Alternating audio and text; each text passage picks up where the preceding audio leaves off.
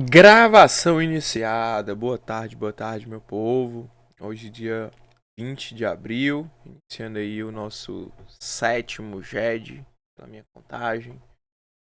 Mas um GEDzinho aí que eu estou com a garganta ruim, tá?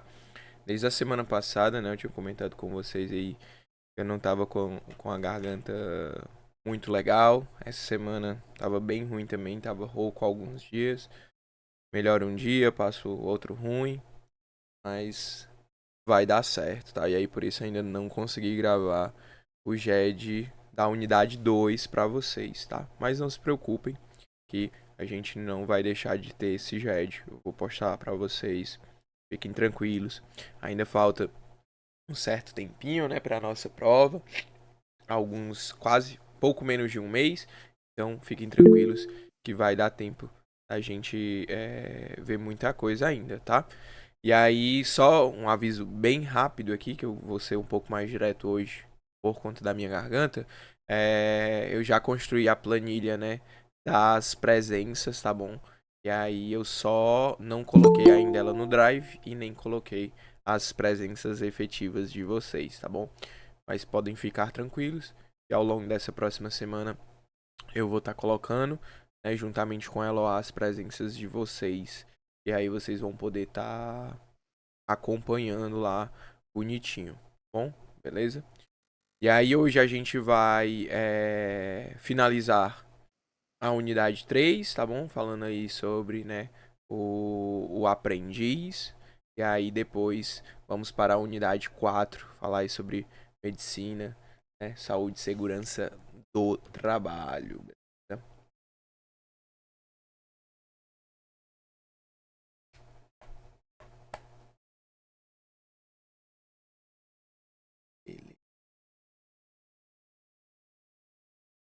Vou dar um dado aqui para facilitar a vida.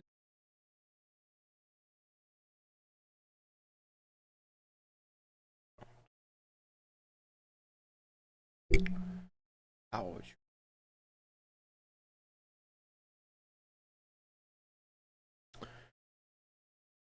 E aí, pessoal, como a gente havia finalizado, né? No GED passado, a gente estava falando ali sobre a proteção do menor, não é? Esse conteúdo, ele é muito importante para nossa AV2, tá bom? Sempre é cobrado alguma questãozinha sobre essa unidade e principalmente aqui é bastante cobrado na V3 e na V2 essa questão do aprendiz, principalmente porque ele tem algumas especificidades, tá? Tem algumas coisas específicas, geralmente são essas coisas específicas que são cobradas na prova, tá? Justamente para saber se você tá ligado ali, para saber se você tá sabendo fazer as devidas diferenciações, tá? Então, o contrato de aprendizagem, né, gente? Ele é um contrato especial. Por que ele é um contrato especial? Porque ele tem que ser por escrito e com prazo determinado, tá bom? A gente vai visualizar que o contrato de aprendizagem ele tem um limite de tempo, tem um limite de duração, né? A gente sabe que a regra no direito do trabalho é que o contrato de trabalho, né, seja por tempo indeterminado, que ele pode ser verbal ou por escrito, mas é que em relação ao aprendiz, ele tem que ser por escrito e tem que ser com prazo determinado, tá bom? Para, né, maiores de 14 anos e menores de 24 anos, tá bom?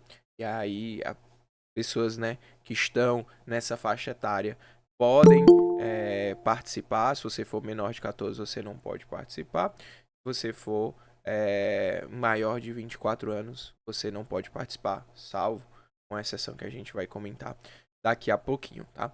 Eu lembro que na época da escola, né, eu tinha um amigo que ele trabalhava de jovem aprendiz em banco. Não lembro agora se era na Caixa ou se era em algum outro banco. E aí ele justamente fazia a questão do curso, né? Geralmente sempre tem um curso, justamente essa inscrição num programa de aprendizagem que vai te trazer não apenas, né, o trabalho, mas sim a parte de aprendizagem também. E aí esses cursos são diversos, né? Às vezes tem dias que vai ser sobre utilização de pacote Office ou de alguma plataforma de gestão, ou disso, daquilo, até mesmo conteúdo, enfim. Isso vai variando de acordo com a área, de acordo com aquela profissão, do que está sendo seguido ali, tá? Então, nesse contrato de aprendizagem, a gente sempre vai observar esse binômio aí, trabalho e aprendizagem, tá? Eles vão andar aí lado a lado, vão andar junto para poder fazer essa construção. Vocês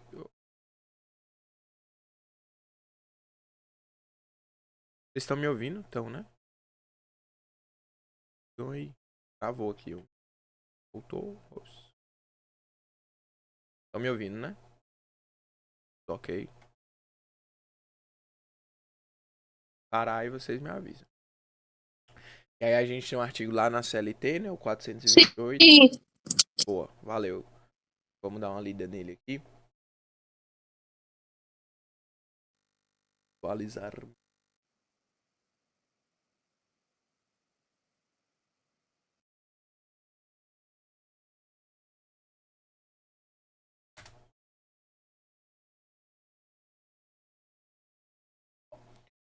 Contrato de aprendizagem é o contrato de trabalho especial, ajustado por escrito e por prazo determinado, em que o empregador se compromete a assegurar ao maior de 14 anos e o menor de 24, inscrito em programa de aprendizagem, formação técnico-profissional metódica compatível com seu desenvolvimento físico, moral e psíquico, e o aprendiz a executar com zelo e diligência as tarefas necessárias a essa formação. Todas aquelas informações que a gente vinha comentando aqui no início, tá? Gente, assim como, né, trabalhadores, entre aspas, normais, né, o aprendiz é a mesma coisa, tá? É algo que a Aline sempre brinca, né, e que às vezes a gente chega no estabelecimento e tal, você trabalha aqui, a pessoa fala, não sou aprendiz. Não, a pessoa trabalha lá como qualquer outra, tá? Tem a devida anotação na sua carteira de trabalho, na sua CTPS, tem garantias de salário mínimo, tá bom? E aí, a questão que eu falei pra vocês do prazo, né? O prazo do contrato de aprendizagem, ele é de 2 anos, tá? 2 anos. Porém, contudo, entretanto, todavia, se você for, né, portador de deficiência, você pode ultrapassar esses 2 anos, assim como se, né, você for portador de deficiência, a idade, né, dos 24 anos máximos não vai se aplicar a você, tá? Tá tudo isso lá no 428 também, que nós vamos ler agora, ó. A validade do contrato de aprendizagem pressupõe anotação na carteira de trabalho e previdência social, matrícula e frequência do aprendiz na escola. Caso não haja concluído o ensino médio, inscrição em programa de aprendizagem desenvolvido sob orientação de entidade qualificada em formação técnico-profissional metódica. Então, ele precisa ter a anotação na sua carteira, ele precisa estar frequentando a escola, caso ainda esteja ali no período do ensino médio, ele precisa estar inscrito no programa, né, de aprendizagem, para que ele consiga alinhar o trabalho com a aprendizagem. Ele precisa estar ali no curso, estar frequentando, para que esteja tudo bem. Ao aprendiz, salvo condição mais favorável, será garantido o salário mínimo hora. Parágrafo 3º, ó. O contrato de aprendizagem não poderá ser estipulado por mais de 2 anos, exceto quando se tratar de aprendiz portador de deficiência. Então, muito comum a questão trazer esses prazos, tá, gente? 2 anos, 1 ano, 4 anos, 24 anos, isso aqui é muito comum a questão trazer essas datas de prazo. E aí, contrato de aprendizagem, 2 anos. A não ser que seja portador de deficiência, aí pode se estender por mais de 2 anos. A formação técnico-profissional a que se refere o caput desse artigo caracteriza-se por atividades teóricas e práticas metodicamente organizadas em tarefas de complexidade progressivas e desenvolvidas no ambiente de trabalho, tá? E aí, a idade máxima prevista no caput desse artigo, dos 14 aos 24, né, os 24 anos, idade máxima, não se aplica às diretrizes aos portadores de deficiência, tá? Beleza?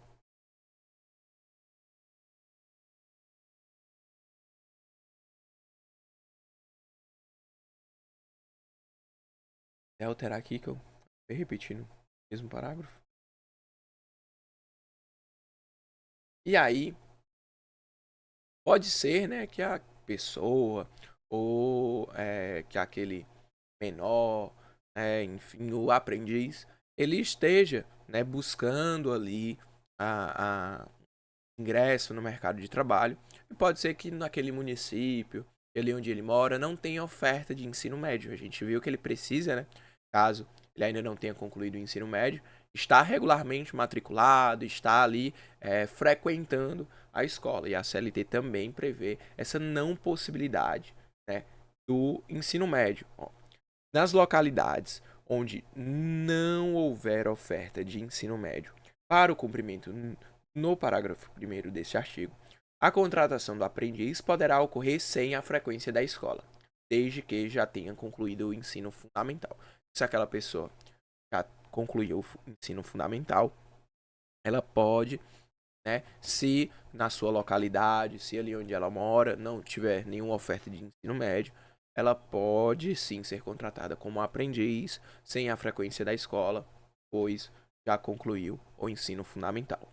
E aí um ponto importante, gente, é que quando a gente fala, né, do aprendiz, a gente sempre precisa lembrar que a gente está falando em relação a uma profissão, certo? A uma função específica ou algo ali que a pessoa de fato poderá se desenvolver e poderá, né, ter algo com aquilo. Então, por exemplo, uma atividade, né, que, por exemplo, a pessoa vai aproveitar, por exemplo, acontece muito, né, pessoas da administração, da contabilidade, serem contratadas como jovem aprendiz ou principalmente como jovem aprendiz, né, por algumas empresas e tudo mais, porque elas têm, né, justamente esse alinhamento, né, tipo, a pessoa, né, por mais que a gente às vezes veja acontecendo na prática, né, em tese, ela não vai ser contratada como um aprendiz para ser um empacotador de supermercados. Nada contra, obviamente, um empacotador de supermercados. Mas não existe, né, nenhuma faculdade ali por trás, não tem algo que de fato ela vai. Então, geralmente, a prática, né, é um pouco diferente, né, como a gente sempre comenta. Mas, tese, né, tem que ter de fato esse algo por trás para que de fato a pessoa tenha essa profissão, vamos dizer assim, tá? E aí, assim como, né, um trabalhador normal, o aprendiz também tem direito ao FGTS, tá, gente? Tá lá na lei do FGTS. Ele possui apenas uma alíquota diferenciada, né? Viu que existe uma alíquota padrão, porém, para o aprendiz, essa alíquota ela é diferenciada, tá? É de 2%, tá? E aí, obviamente, não sei se eu coloquei aqui, mas cabe a gente falar disso agora. Existe, né, uma quantidade de aprendizes que as empresas devem ter, tá bom? Obviamente, assim, numa prova, ela seria muito sacana, a banca ou num concurso, enfim, de lhe colocar quantas, não sei o que, mas é necessário que você saiba que as empresas precisam, né, ter uma porcentagem ali, ter uma quantidade de aprendiz. E aí, às vezes, né, justamente as empresas preferem contratar aprendizes, por mais que às vezes sejam um pouco mais rotativos, né, já que em tese é, você só passa 2 anos, a não ser que você seja portador de alguma deficiência. E aí, porque justamente tem algumas coisas que são mais baratas para a empresa, como o FGTS, né? Ao invés de ser 8%, como é o normal, ele vai ser apenas de 2%, tá? A alíquota de 2%. E aí, eu até coloquei aí, né, justamente nesse próximo slide, né, o percentual, né, ali de 5 a 15% da empresa, mais ou menos, sempre gira em torno disso e deve girar em torno disso, tá? Quem é que vai contratar o aprendiz, tá, gente? É muito importante, porque às vezes isso pode ser questão de prova, tal. Estabelecimentos de qualquer natureza são obrigados a empregar e matricular nos cursos dos Serviços Nacionais de Aprendizagem. Enzo, que são Serviços Nacionais de Aprendizagem. Cursos do Senai, do Senac, por exemplo. Vários instituições que oferecem esses cursos. Número de aprendizes equivalente a 5% no mínimo e 15% no máximo dos trabalhadores existentes em cada estabelecimento, cujas funções dependam de formação profissional. Então, aquilo que eu comentei para vocês anteriormente, né? Por mais que a gente vê na prática, e às vezes o aprendiz ele vai ser um empacotador de supermercados, a função de empacotador de supermercados não exige, não depende, não demanda de nenhuma formação profissional. Então, em tese, não estaria adequado aquele aprendiz estar exercendo aquela função. Agora, existem funções, né, principalmente aí para a galera de administração, contábeis e afins, que exigem, né, essa formação profissional. Então, justamente são nessas funções que os aprendizes devem ser alocados, devem ser colocados, tá? E é importante a gente saber quem vai contratar o aprendiz, mas é importante a gente também saber quem não vai contratar o aprendiz, tá? Quem é que não vai contratar o aprendiz? Entidades sem fins lucrativos, tá bom? Que tem um objetivo a educação profissional, microempresas e empresas de pequeno porte, tá? Essas não são obrigadas a contratar aprendiz, tá? E aqui.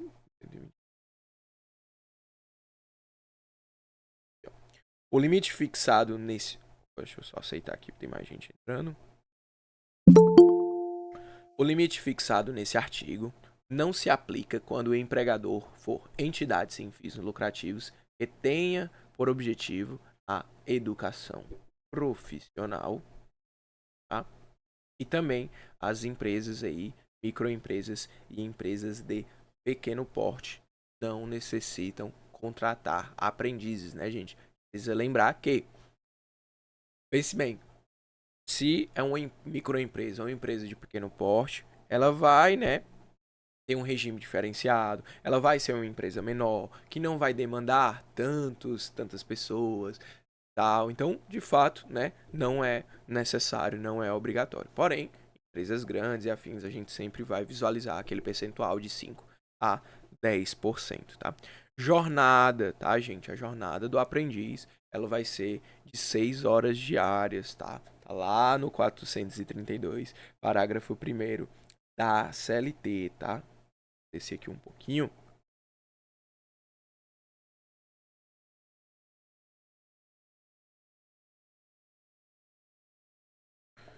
O contrato de aprendizagem extingue-se no seu termo ou quando o aprendiz completar 24 anos, ressalvada, né, a hipótese da comprovação, né, da deficiência.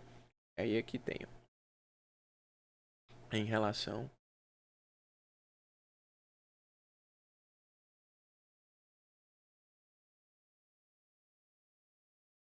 ao parágrafo.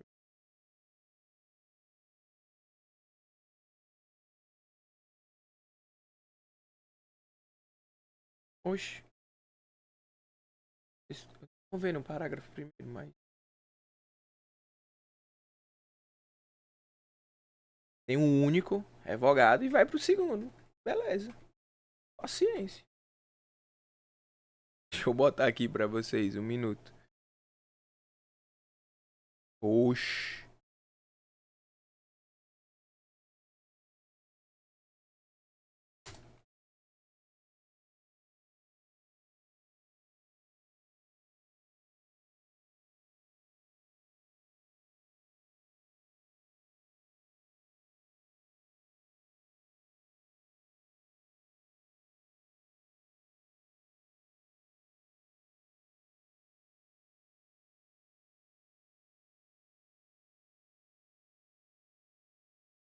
Pato, eu não tô achando. Eu acho que eu anotei o artigo errado, mas depois eu dou uma olhadinha pra vocês e ratifico lá. Mas são 6 horas diárias. Provavelmente lá pros artigos de jornada deve falar sobre isso. Mas duração da jornada do contrato de aprendizagem, 6 horas diárias, tá bom, gente? Lembrando, hein? Aproveitando que a gente tá falando aqui de jornada, contrato de aprendizagem. Lembrem que lá na CLT, na parte. Boa, Bruna. Lá na parte do menor, tem 48 horas semanais, tá? Não são 48 semanais. 44 horas semanais, ok? Conforme tá lá na Constituição. E também, adicional lá, tá de 25, não é? Mas é no mínimo de 50%. Bom, conforme a Constituição. Deixa eu dar uma olhada aqui. Aqui, boa, perfeito. Valeu, Bruno. A duração do trabalho do aprendiz não excederá de 6 horas diárias, sendo vedadas a prorrogação e compensação de jornada, tá? Então, o limite previsto nesse artigo poderá ser até de 8 horas diárias para aprendizes que já tenham completado o ensino fundamental, se nelas forem computadas horas destinadas à aprendizagem teórica. Então, se você completou o ensino fundamental e você pode trabalhar até 8 horas, desde que seja incluso aí, né? Desde ser adicionado, computado as horas que você vai ter no curso, tá bom? Ou, então, de maneira normal, né? Basicamente, 6 horas diárias, tá bom? Muito importante, eu estava comentando do menor, porque geralmente sempre tem questão disso na AV2 ou na AV3, tá? E aí você vai ler, principalmente se for na AV2, você vai olhar para sua CLT e você vai falar, 48 horas. Vou marcar essa opção. E aí você vai errar, tá bom? Você vai receber um what? 3 pontos de interrogação assim da Aline. Então, faça isso. Risque logo e bote 44 e 50%. Como a gente tinha comentado, né?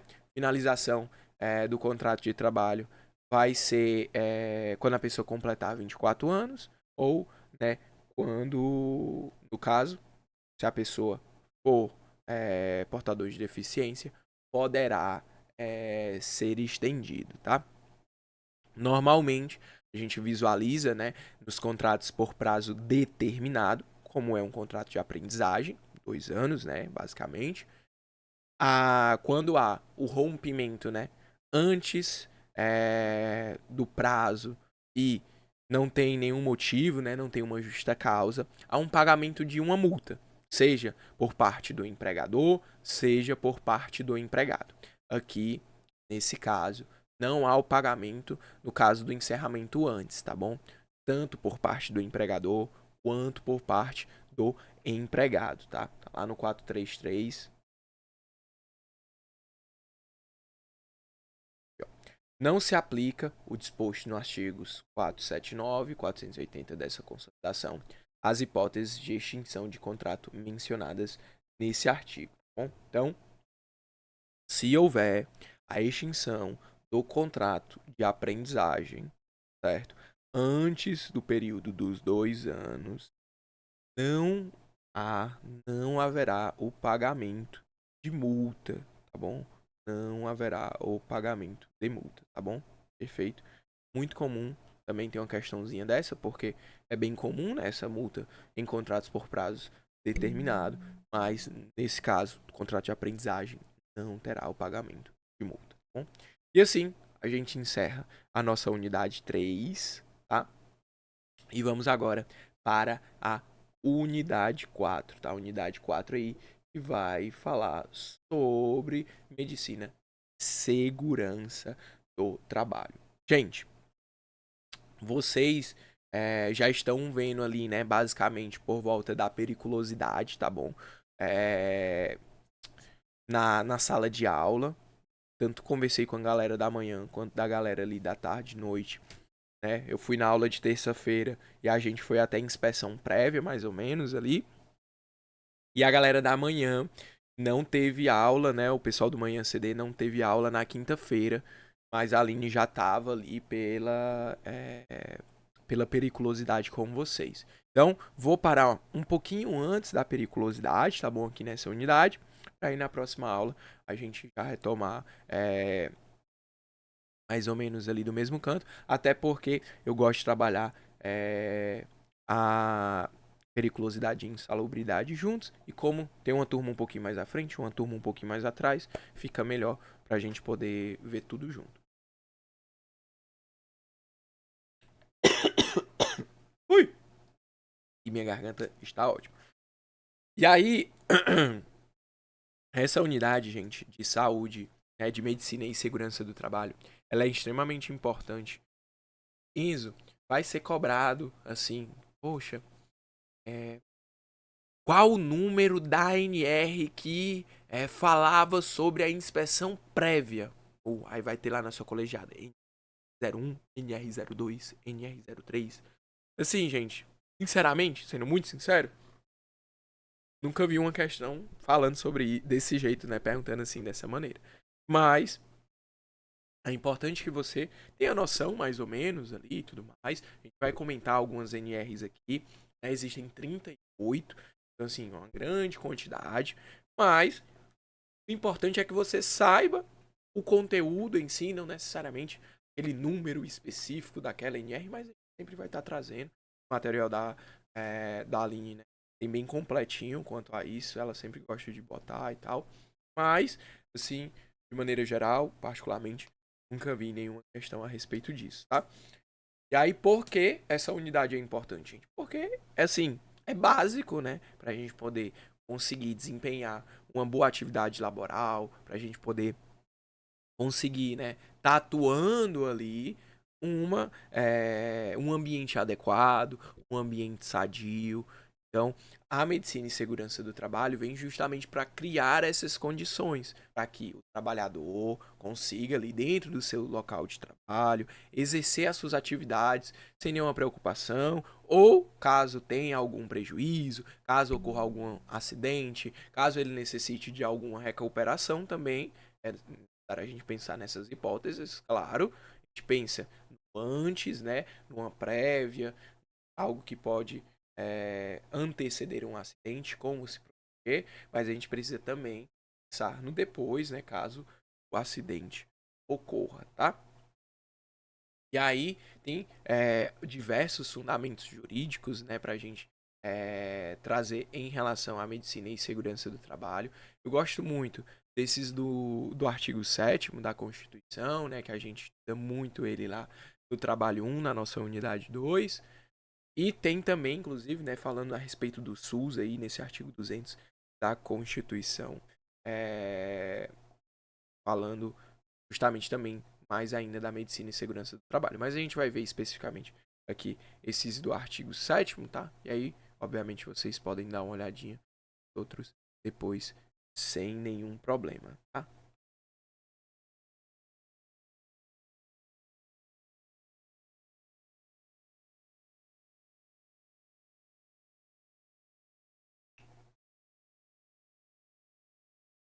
Então aqui, nosso artigo 7º, tá? E, ó, no 12, ó.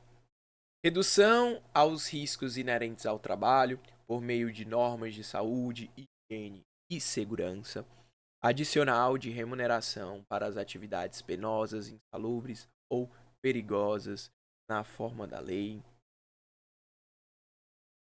Seguro contra acidentes de trabalho a cargo do empregador, sem excluir a indenização a que este está obrigado a incorrer em dolo ou culpa, tá?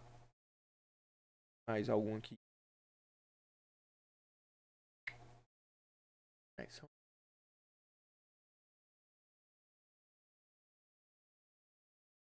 fundamentais. Tem também, né? Esse aqui da proibição do trabalho noturno e tal, né? Perigoso, insalubre, né? Vai trabalhar, né? Essa unidade sobre periculosidade, insalubridade. Então, ele busca, né? Ele vem para avisar a medicina e segurança do trabalho justamente essas condições favoráveis, né? Para que é, o melhor desenvolvimento, né, da atividade.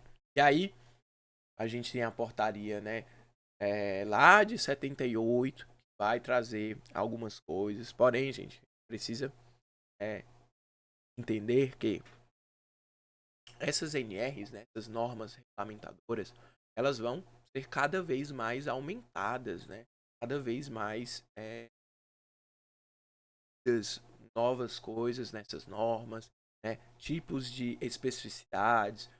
Então, por exemplo, vai ter NRs, né, que vão tratar a respeito de, por exemplo, aquela aquelas pessoas que exercem, né, atividade limpando vidros, né, grandes prédios, por exemplo.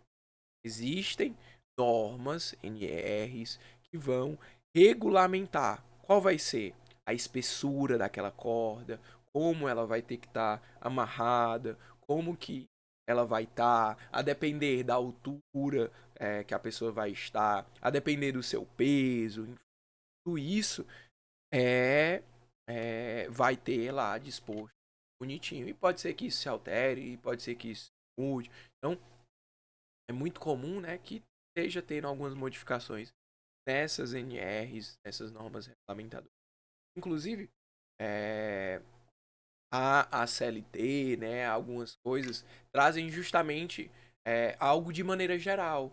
Algo tipo, serão criadas normas justamente porque é algo que, com o passar do tempo, pode surgir uma nova profissão que não existe hoje em dia, por exemplo, e vai ser necessário algo para que aquela profissão, para que seja regulado e que ela ocorra da melhor maneira possível. Então, beleza? Né? A CLT vai trazer essa maneira geral, tá? A gente vai dar uma olhadinha aqui no 62.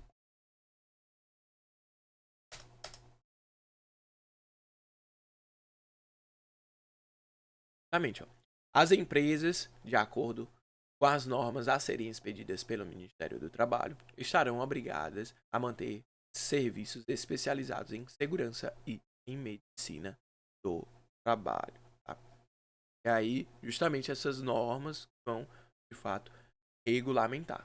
Mas a gente tem também alguns órgãos que vão fiscalizar, tá? Vou já falar aqui para vocês. O SESMIT, tá? É o Serviço Especializado em Engenharia de Segurança e Medicina do Trabalho. Ele busca, né, justamente a proteção, tá? Para que aquele acidente, né, para que aquele fato não ocorra e aí a pessoa, né, fique, continue sadia, adequado para ela trabalhar. Ele busca, né, orientar os trabalhadores, tá bom?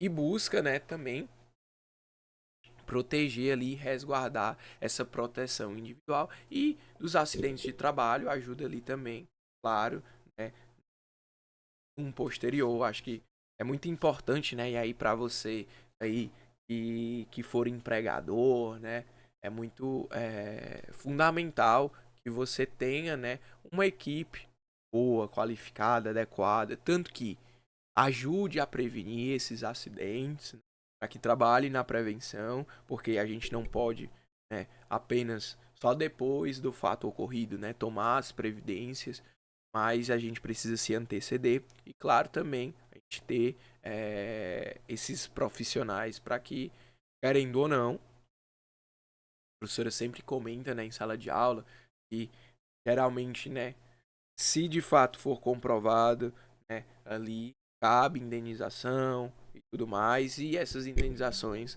geralmente não são baratas. Muitas vezes, né, esses acidentes de trabalho às vezes acabam perdendo vidas, né? Então, as indenizações não são baratas.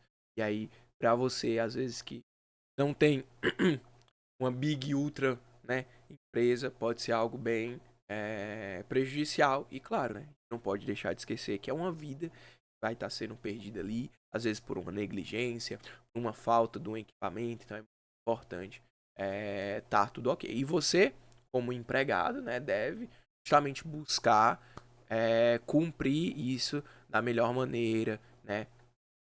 Usar os seus EPIs, a gente vai já ver isso bem bonitinho, tá? A gente tem aqui o artigo 156 da CLT, tá bom, gente? Vai falar, ele tem 3 incisos, dá uma lida nele.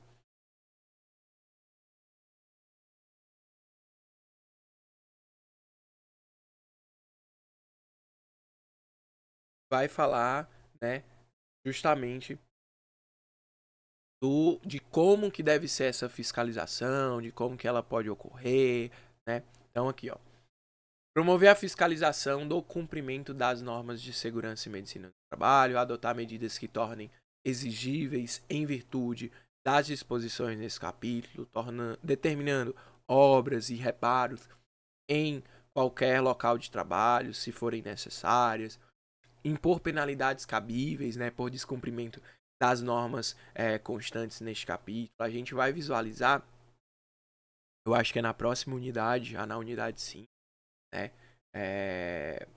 o Ministério do Trabalho, né, ali o auditor fiscal do trabalho, a gente vai visualizar exatamente, né, a sua atuação, enfim, a gente já começa a visualizar um pouco isso aqui, né, nessa parte de saúde e segurança do trabalho, mas nas próximas unidades a gente vai estudar especificamente o seu papel e tudo mais.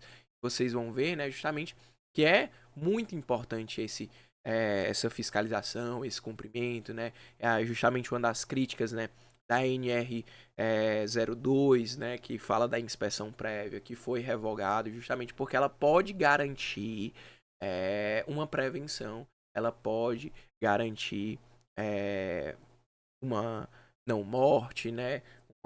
Um não acidente aí.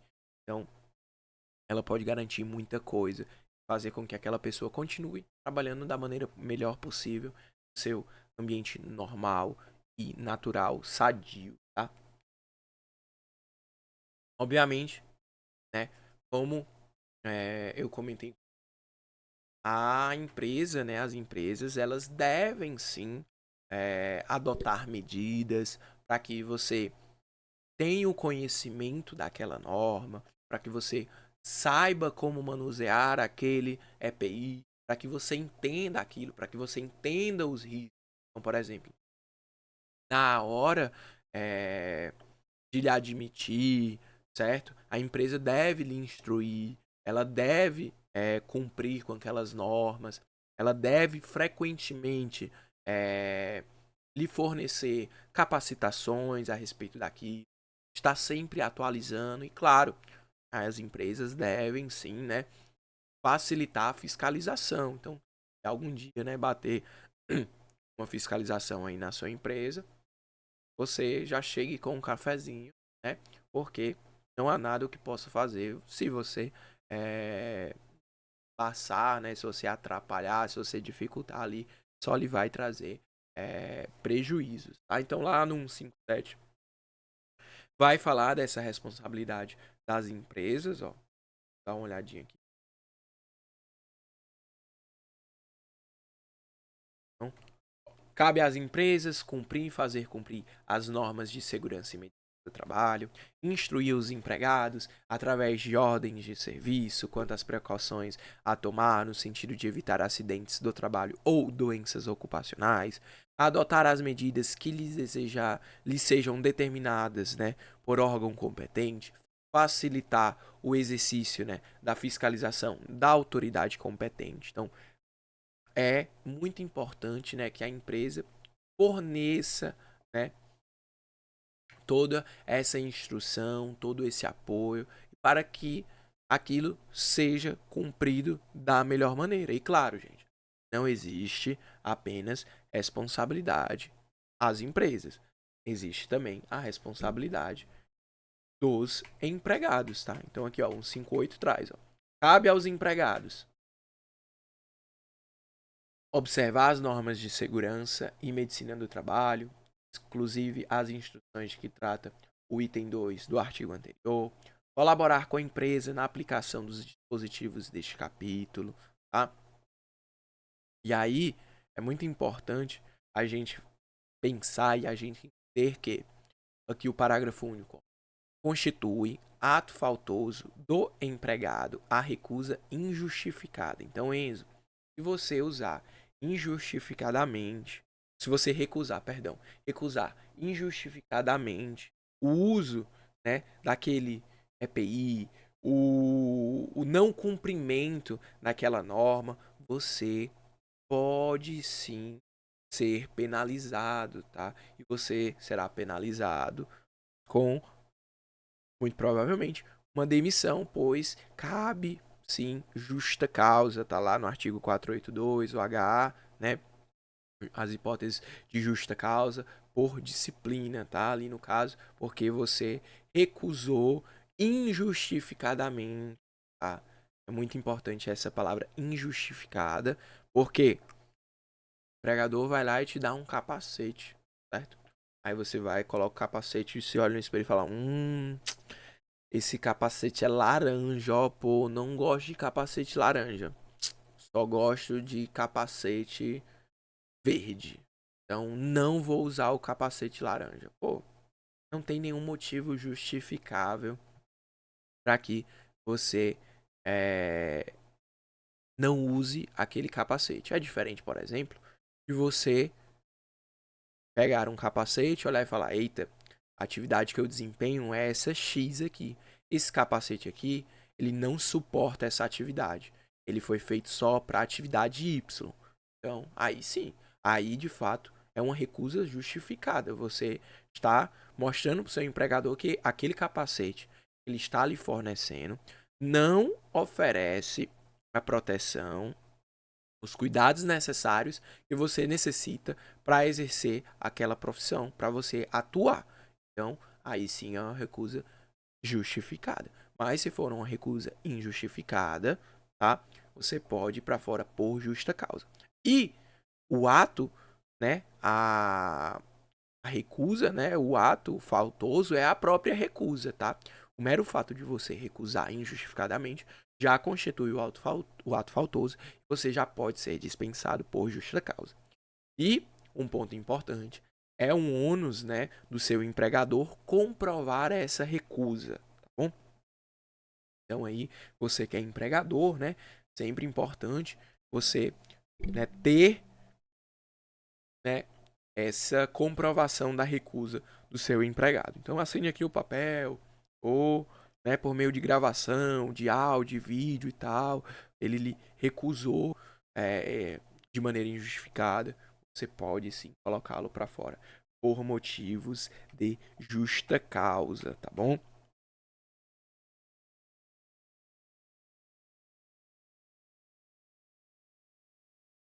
A gente tem a NR02, né, que é justamente a NR que tratava da inspeção prévia. Então, antes, né, quando ela estava sendo é, eficaz, né, que ela tinha a sua eficácia, ela estava sendo cumprida, determinada, exigia-se, né, a exigência é ótimo, exigia-se uma inspeção, certo, para que fosse aberto, né, para a abertura, para o início das atividades naquele local. Então, de fato, verificar se tá tudo direitinho, se tá tudo ok. Enzo, aí você pode se perguntar, pô, mas os bombeiros fazem, né, algumas inspeções, a prefeitura fazem algumas inspeções, isso e aquilo. Beleza, fazem. Mas, inspeção a mais pode lhe trazer uma não possibilidade de acidente, ou uma vida, né, que você pode se salvar, ou um pagamento de uma indenização que você não vai ter. Então, justamente essa inspeção prévia, ela ocorria para verificar se estava tudo dentro dos padrões, tá? E a gente precisa lembrar também que acontece, né? Às vezes de estar tudo ok, às vezes tem fiscalização do corpo de bombeiros, às vezes tem fiscalização na prefeitura, às vezes tem, né, até quando se estava sendo feita, né, a inspeção prévia. E as pessoas podem falhar, as pessoas podem não notar aquilo, as pessoas podem agir de maneira negligente e não observar que aquilo está errado e não fazer a devida anotação para que seja devidamente corrigido e apenas ignorar aquilo, né? A gente justamente sabe que existem isso, né? A professora, inclusive, conta, né? Uma história, né, de um auditor fiscal do trabalho e a mulher dele, né, perdeu o pé, houve a inspeção prévia, estava tudo ok, tudo, né, em tese dentro dos padrões, porém, na hora ali não estava, a bancada cedeu, ceifou ali o pé da mulher e isso, né, justamente foi algo que trouxe um extremo prejuízo, né? Você imagina aí o prejuízo que isso pode acarretar e principalmente, né, se foi algo que foi feito de maneira errada, nas pressas, por debaixo dos panos, pode ser algo muito prejudicial. Então, essa inspeção prévia, ela é muito importante, justamente para a gente garantir essa segurança e que esteja tudo ok, tá? E ela foi revogada, né, ali no governo Bolsonaro, e aí, até hoje, né, até os dias atuais, ainda não tem, né, nenhuma reviravolta nesse sentido. Não sei se nos próximos anos isso pode ser mudado, espero profundamente que sim, porque, novamente, é mais uma segurança. Às vezes pode estar tudo ok e acontecer um acidente. Sim. Então, não é porque teve a inspeção prévia que nunca vai acontecer um acidente, mas é uma segurança a mais, tá? E aí, em relação aos órgãos de segurança, né? A gente já falou do SESMIT, tá? E aí, gente, a equipe do SESMIT, ela é composta por diversas pessoas, tá? O médico do trabalho, o engenheiro de segurança do trabalho, enfermeiro, técnico, auxiliar de enfermagem no trabalho, enfim. E aí, a depender da quantidade de funcionários, a depender do grau, do risco, enfim, de como que seja a atuação daquela empresa, vai se variar o número, né, de pessoas que vão ser necessárias para exercer essas funções, né, para que tenha, né, ali um médico do trabalho, um engenheiro do trabalho, beleza? Vou dar uma lida com vocês. Já li, né, na verdade, o artigo 162, mas vou mostrar aqui para vocês a tabelinha, né? Tem lá no material da professora, justamente dizendo ali, ó, em relação aos graus de risco, né? 1, 2, 3 e 4, tá?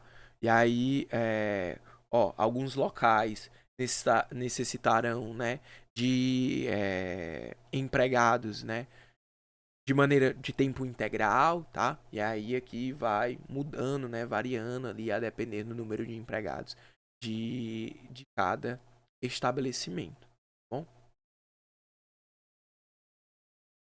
A gente tem também a CIPA, né?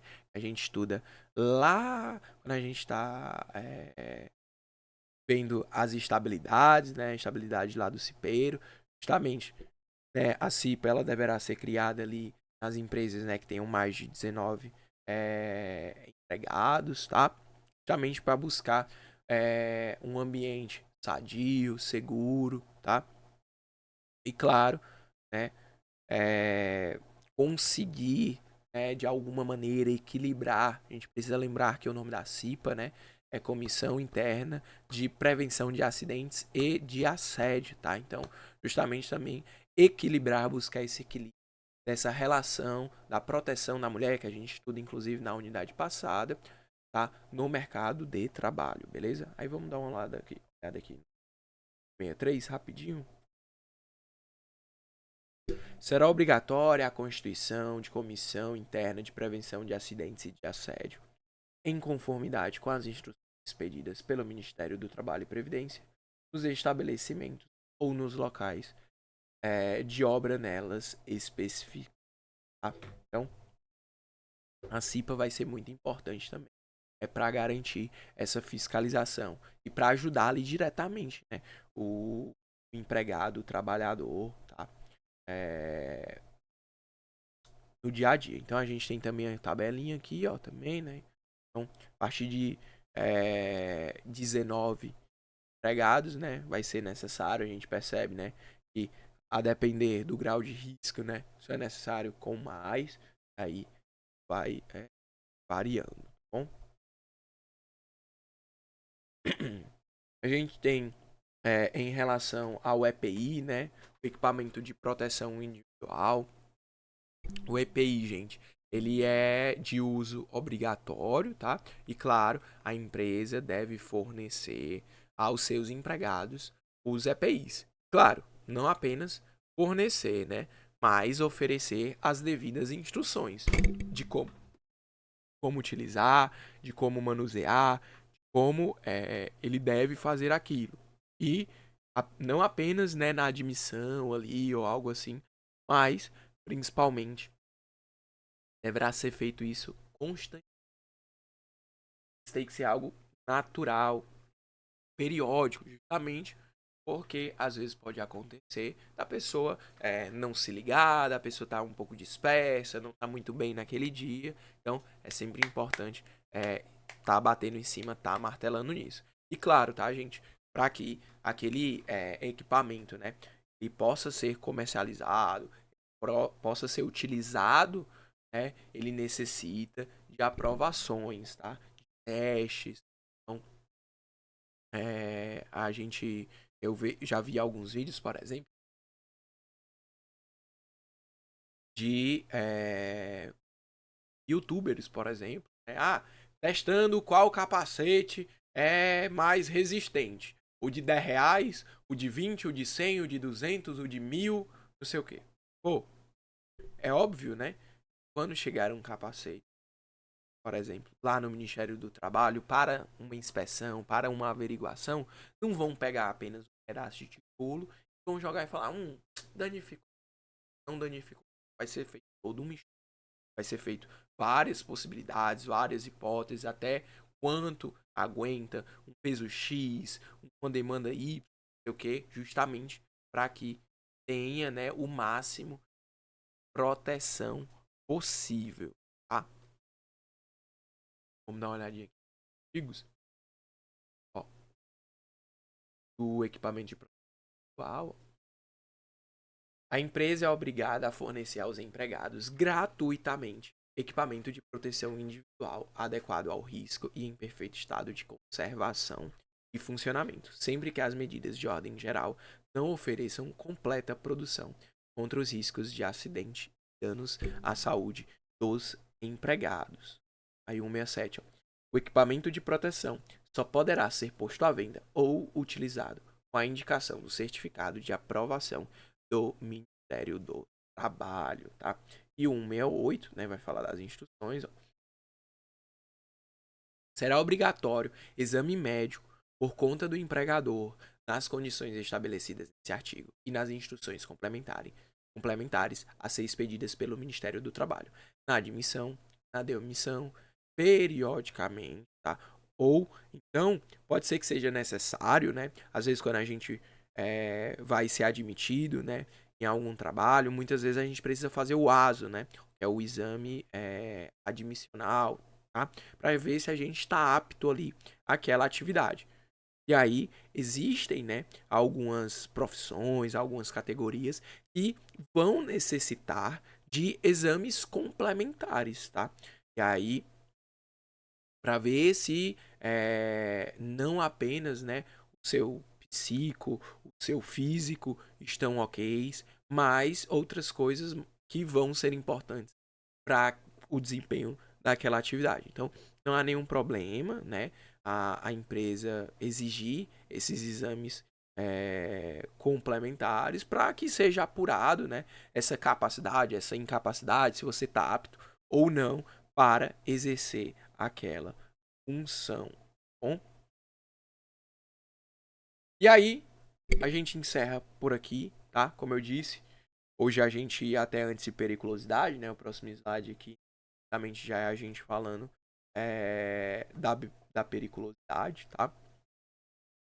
Vamos encerrando por aqui, para no próximo JED retomar da periculosidade. Enquanto eu vou botando para vocês o link para vocês responderem a frequência. Eu lembro que a gente está se aproximando da nossa prova e, consequentemente, estamos nos aproximando do nosso trabalho para a AV2, tá bom, pessoal? Nosso trabalho para a AV2, ele está chegando, beleza? Fique frio, fique tranquilo, calmo. A gente vai avisar o trabalho via torpedo, via aviso na sala de aula, vai ser avisado no nosso grupo do WhatsApp, tá? Eu sei que às vezes fica desesperado um pouquinho, mas fiquem tranquilos que vai ter trabalho, vai ser enviado para vocês bonitinho todas as informações a respeito do trabalho, tá? Fiquem tranquilos, vai dar certo, beleza? E outra coisa importante eu já estou fazendo, tá? Já iniciei a construção da planilha de estabilidades, tá? Eu tinha prometido para vocês uma planilha de estabilidades lá na V1, não entreguei, mas para a V3 eu vou entregar uma planilhazinha de estabilidades que vocês vão poder revisar as estabilidades de uma maneira mais fácil, tá bom? Então, vou também finalizar essa planilha ao longo dos próximos dias. Obviamente não é conteúdo da V2, tá, gente? O conteúdo da V2 é a partir da unidade 2 até a gente conseguir até onde a gente for. Mas para V3 vocês vão precisar das estabilidades, tá? E aí eu vou disponibilizar para vocês, beleza? É isso, tá bom? Fiquem tranquilos, ainda tem muita aula até a prova, tá? Então vai ser finalizada a unidade 4.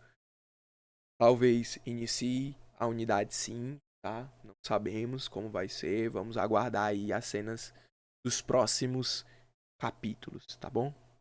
Oi, Bruna, pode falar. Enzo, boa tarde. Onde eu posso ter acesso às gravações do GEDS? Boa. As gravações, Bruna, elas estão no YouTube, certo? No canal no YouTube. E o link do canal tá lá na descrição. Na descrição tem um Linktreezinho, né? Aí tem um link do Drive, de várias coisas. Aí lá tem tipo, canal do YouTube. Aí tem todos os outros GEDs lá. Só não tem o GED da unidade 2 porque eu ainda não gravei. Mas todos os outros vão estar lá, beleza? Aí você pode usar para revisar, enfim, para ver o conteúdo, beleza? Sem nenhum problema. Quantas vezes você quiser, deixa o like, tá? Importante para fortalecer os Beleza, monitores. valeu. Valeu demais, pessoal. Muito obrigado. Bom final de semana, tá bom? Descansem e espero aí no próximo GED eu estar melhor recuperado a gente poder dar continuidade, tá bom? Forte abraço, beijo, até mais, se cuidem.